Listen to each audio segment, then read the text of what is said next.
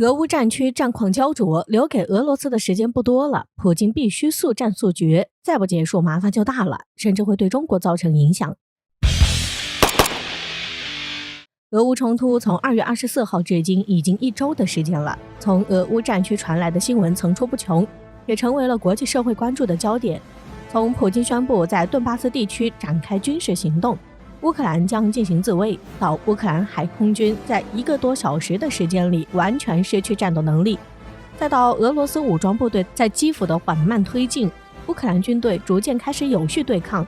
俄乌战区战况逐渐焦灼，同时现代战争是混合战争。除了战场上的军事行动，国际上以美国为首的西方国家纷纷对俄罗斯发起制裁。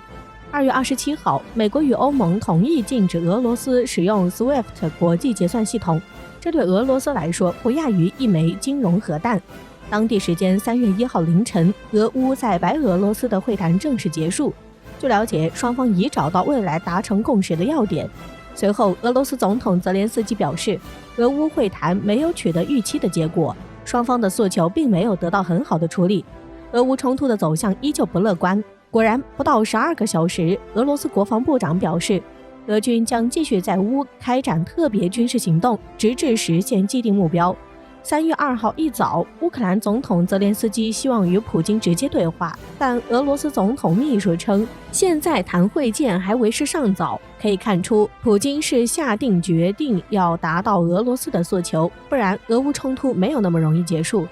关于俄乌战况的一系列新闻报道、实况分析，大家最近应该看得很多。今天我们就来看看俄乌冲突经过了1周的持续发酵后，其逐渐清晰的根本问题，以及未来的局势将如何发展。首先，我们知道这次的俄乌冲突不单单是俄罗斯与乌克兰的矛盾，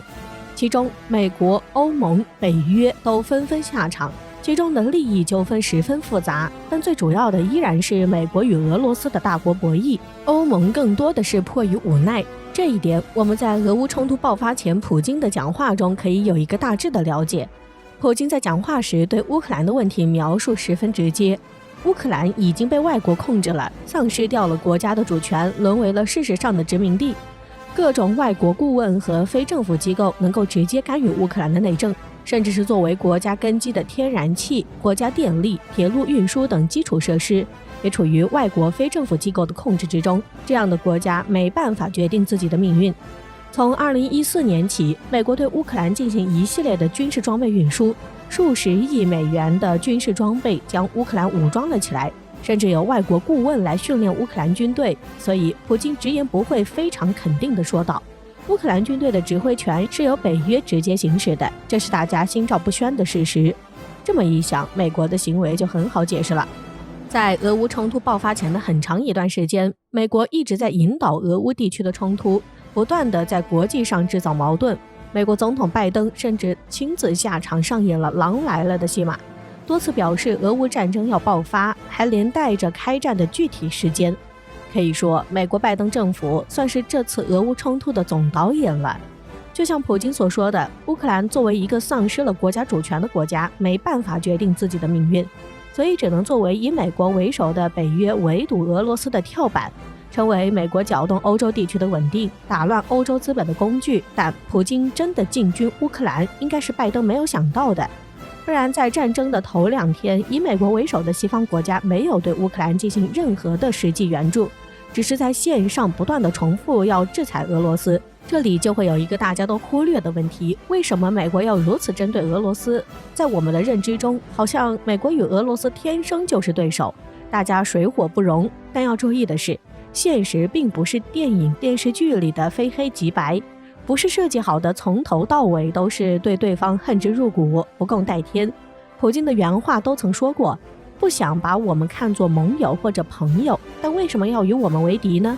要知道，在2000年左右，普京刚刚上台，当时的俄罗斯面临着巨大的内忧外患，而普京的想法就是加入北约，加入西方阵营。当时的欧洲国家并没有反对，但美国却极力的阻止。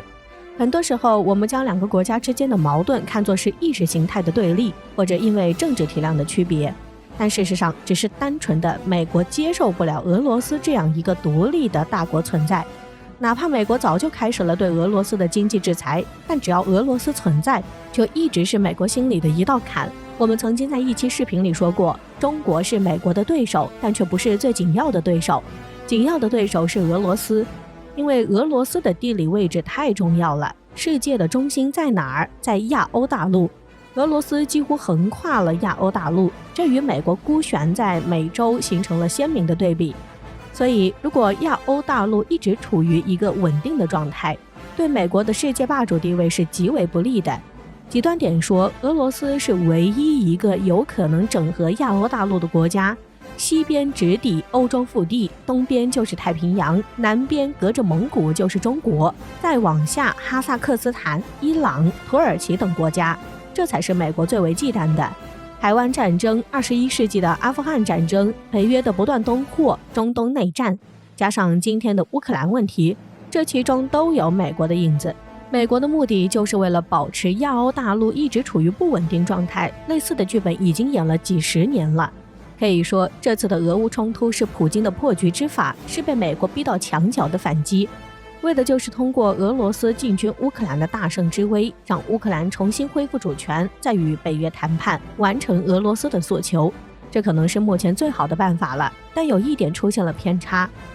在冲突爆发的前几天，我们能看到大量俄罗斯武装部队对乌克兰的压倒性进攻，普京也上演了一场俄罗斯闪电战。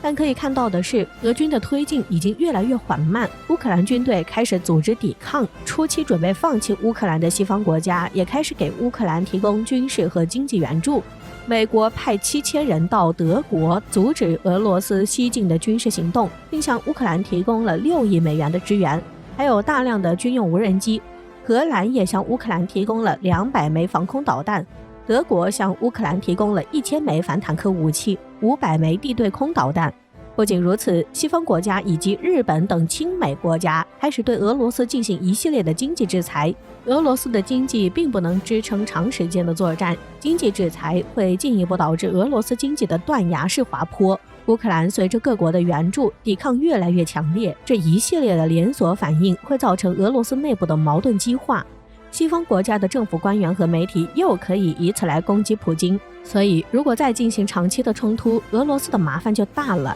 如果真的到了那一步，一超多强的国际局势将被打破，成为中国与美国的对峙，国际形势将发生巨大的改变，这对中国来说是非常不利的。所以中国势必会在后期对俄罗斯进行援助，不然如今表面平静但实则暗流涌动的国际格局将发生翻天覆地的变化。